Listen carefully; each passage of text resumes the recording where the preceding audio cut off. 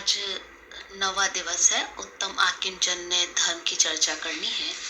तो ध्यानत्रय जी कहते हैं, परिग्रह 24 भेद त्याग करे मुनिराज जी, तिसना भाव उछेद घटती जान घटाइए।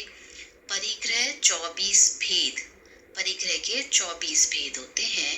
त्याग करे मुनिराज जी, मुनिराज जी उनका त्याग करते हैं। अब 24 प्रकार के जो परिग्रह होते हैं वो कौन कौन से होते हैं? 24 प्रकार के परिग्रहों में 10 प्रकार के जो परिग्रह होते हैं वो बहिरंग होते हैं, मतलब बाहर के होते हैं। बाहर के होते हैं से मतलब बाहर जो हम खेत है, घर है, धन है, मतलब जिसमें चांदी सोना जवाहरात वगैरह आता है, धान्य है, द्विपद मतलब मनुष्य पक्षी आदि है, चतुष्पद मतलब पशु आदि है, यान सवारी है, शैया आसन कुप्पे मतलब कपड़े आदि, और भांड बर्तन आदि। ये जो है ये 10 प्रकार के बाहर के परिग्रह बहिरंग परिग्रह हैं।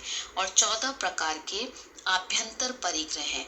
आभ्यंतर परिग्रह के अंदर सबसे पहला परिग्रह है मिथ्यात्व, और फिर आते हैं 4 प्रकार की कषाय, क्रोध मान माया लोभ। फिर उसके बाद आता है हास्य, रति अरति, शोक भय जुगुप्सा मतलब ग्लानि होना, स्त्रीवेद पुरुषवेद और नपुंसकवेद। अब इसमें सबसे पहला जो कहा गया है परिग्रह वो है मिथ्यात्व कहा गया है।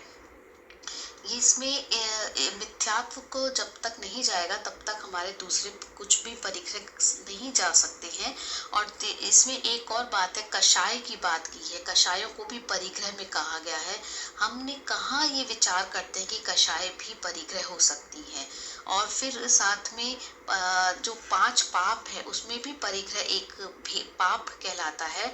और हास्य है, हास्य को कब हमने परिग्रह माना है? हम तो हंसी मजाक में बहुत सी बातें एक दूसरे को कह देते हैं, और अभी तो व्हाट्सएप पर ऐसे जोक्स भी फॉरवर्ड कर देते हैं और हम प्रसन्न होते हैं, लेकिन ये हम एक परिग्रह कर रहे हैं, एक कषाय कर रहे हैं, ये इसका ख्याल हमको नहीं आता है। तो ये 24 प्रकार के परिग्रह हैं, ये मुनिराज के तो नहीं होते हैं।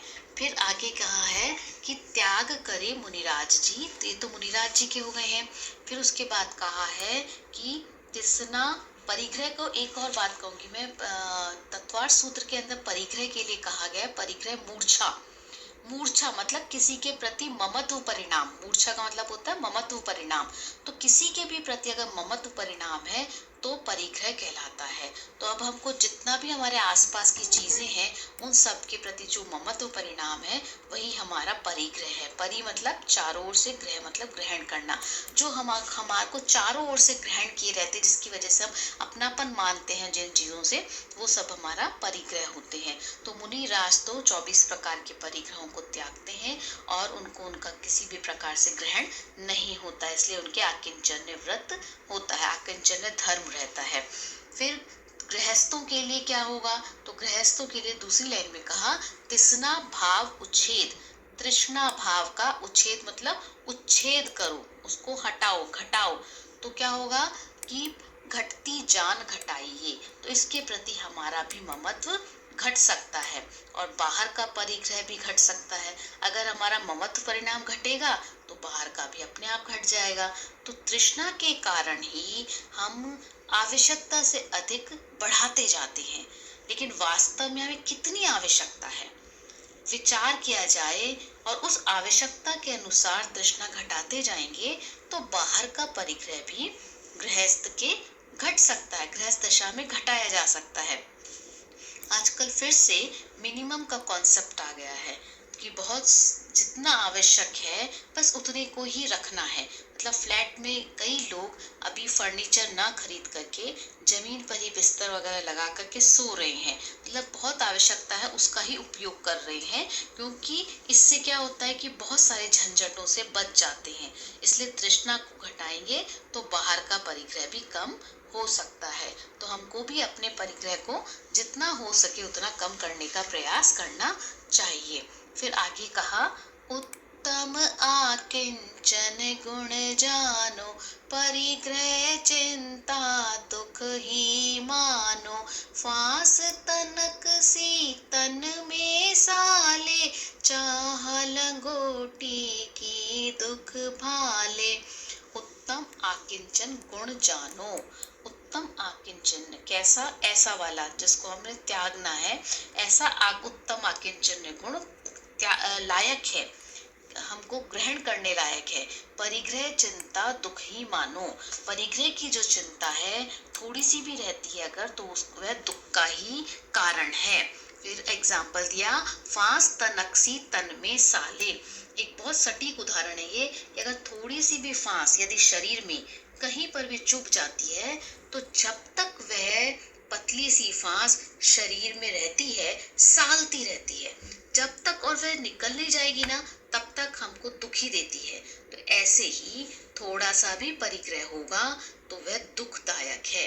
मुनिराजों के लिए तो तुल तुष मात्र भी संग नहीं है उनके, तभी उनको कहा है ना कि चाह लंगोटी की दुख भाले। तो मुनिराज के लिए कहा है कि उनको तो तिल तुष मात्र भी उनके परिग्रह नहीं होना चाहिए। तो इतना परिग्रह भी अगर उनके रहता है तो वो दुखदायक होता है। तो लंगोटी की चाह भी उनको दुख देने वाली है, क्योंकि मुनिराज बनने से पहले लंगोटी का ग्रहण करते हैं प्रतिमाओं के अंदर। हम ये प्रतिमाओं का पाठ अभी अगली क्लास में पढ़ने वाले हैं, तब वहां पर ये बात हम समझेंगे कि किस तरह से लंगोटी तक का परिग्रह रखा जाता है। तब तक श्रावक ही कहलाते हैं, उत्तम श्रावक कहलाते हैं। फिर आगे कहा है, भाले न समता सभी सुख, भाले न समता सुख कभी नर बिना मुनि मुद्रा धरे, धनी नगन पर तन नगन ठाड़े, सुर असुर पायनी परे। भाले न समता, भाले मतलब देखे, तो परिपूर्ण सुख और मुक्ति की प्राप्ति जो है, समता भाव है, वह बिना मुनि मुद्रा धारण किए नहीं आ सकता है। भाले ना समता, समता को नहीं देख सकता। सुख कभी भी नर बिना मुनि मुद्रा धरे, बिना मुनि मुद्रा को धारण किए समता नहीं आ सकती, क्योंकि सारे परिग्रह से रहित आकिंचन्य धर्म का धारण करने वाले होते हैं मुनिराज, तो इसलिए वही उनके ही समता आती है। फिर कहा, धनी नगन पर तन नगन ठाड़े। अब दो बार नगन पद का प्रयोग किया है। पहली बार जो नगन है उसका अर्थ है पर्वतों पर, नग कहते हैं पर्वत को, हिंदी में पर्यायवाची पर्वत का नग, तो नग का अर्थ है पर्वतों पर। तो कहा, धन्य है ऐसे मुनिराज जो पर्वतों पर नग्न दिगंबर अवस्था में रहते हैं। ठाड़े मतलब खड़े हैं, तन नगन, नगन तन से, दिगंबर अवस्था में खड़े हैं। तो इसका क्या अर्थ हुआ कि किंचित मात्र भी, मतलब थोड़ा सा भी उनके पास में परिग्रह नहीं है, क्योंकि धागे बराबर भी उनके पास में परिग्रह नहीं होता है। और जिनके पास कुछ नहीं होता है तो क्या कहा, सुर असुर पायनी परे, उनके चरणों में इंद्रादिक भी आकर के नतमस्तक होती हैं। फिर है नेक्स्ट, घर माही तिसना जो घटावे, रुचि नहीं संसार सो, बहुधन बुराहु भला कहिए, लीन पर उपकार सो।